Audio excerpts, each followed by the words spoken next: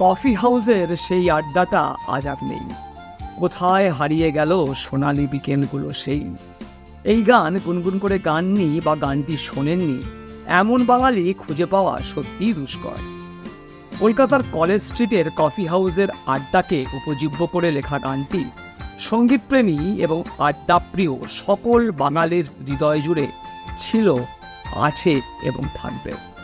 নিখিলেশ, মইদুল, ডিসুজা, রমা রায়, অমল, সুজাতা, বাঙালির জীবনযাপনের অবিচ্ছেদ্য অঙ্গ হয়ে রয়েছে এই কটা নাম আজ 40 বছর ধরে।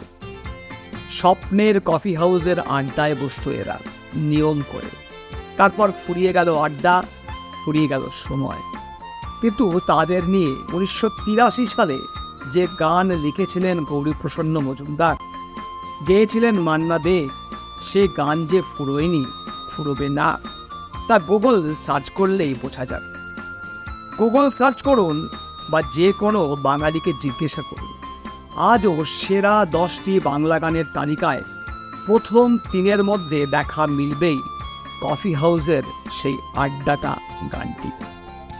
এই গানটিকে ঘিরে বাঙালি আজও নস্টালজিক হয়ে পড়ে। আজ শোনাবো সেই গান তৈরির নেপথ্যের এক অজানা কাহিনী। সেই সময়ে বাংলা গানের জগতে সেরা জুটি গৌরীপ্রসন্ন মজুমদার ও নচিকেতা ঘোষ।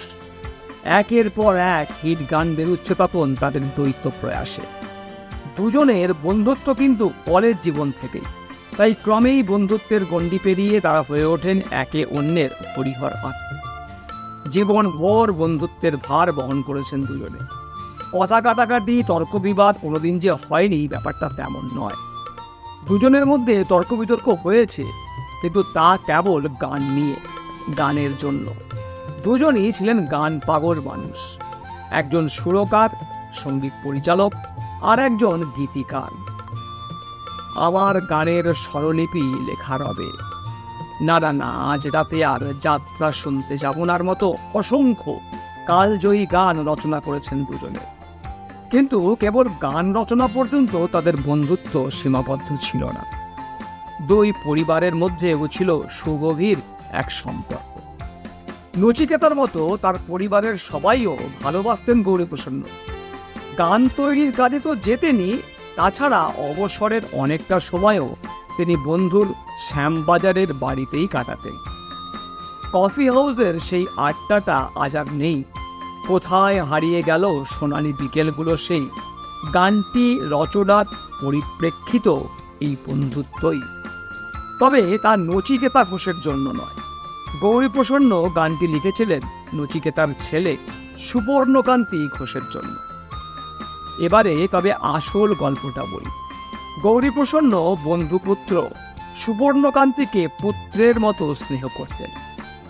সালটা 1983। প্রবাদ প্রতিম সুরকার নচিকেতা ঘোষের পুত্র সুবর্ণকান্তি সেই সময় এম.কমের পরীক্ষার্থী। আক্ষরিক অর্থেই তরুণ প্রতিভা, মান্না কাকা এবং গৌরী কাকার স্নেহের পোকা।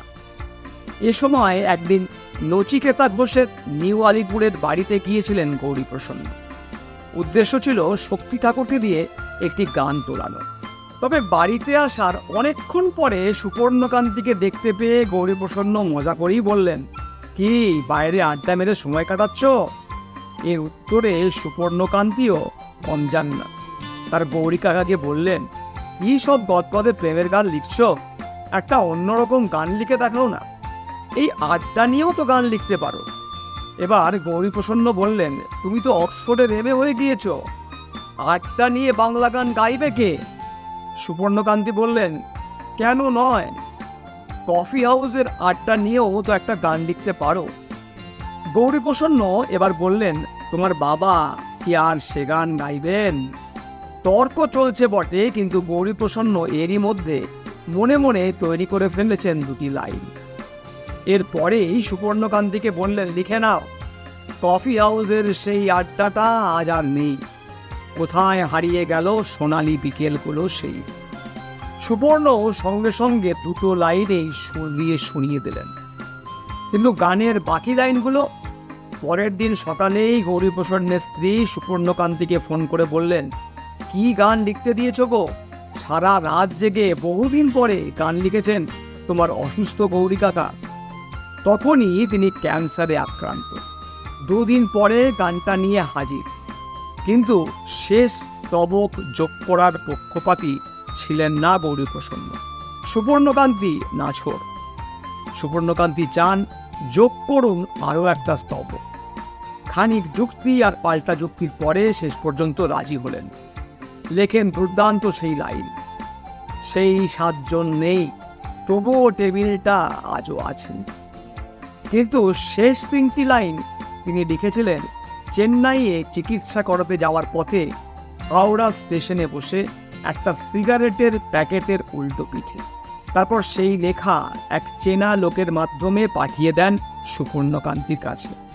গানটি পেয়ে সুপর্ণকান্তি সুর করলেন, নিয়ে গেলেন মান্নাদের কাছে।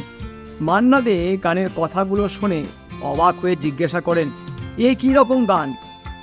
এতে কি গান হবে? এই কথায় কি সুর বসবে? সুপর্ণকান্তি বললেন, আমি সুর বসিয়েছি, আর সুর বসেওছে, দেখুন পছন্দ হয় কিনা। শেষ পর্যন্ত বোম্বেতে গানের রেকর্ডিং হয়, আর তারপর বাকিটা তো ইতিহাস। আজও বাঙালি গুনগুন করে এই গানের লাইনগুলো। কফি হাউসের আড্ডাটা আজ আর নেই।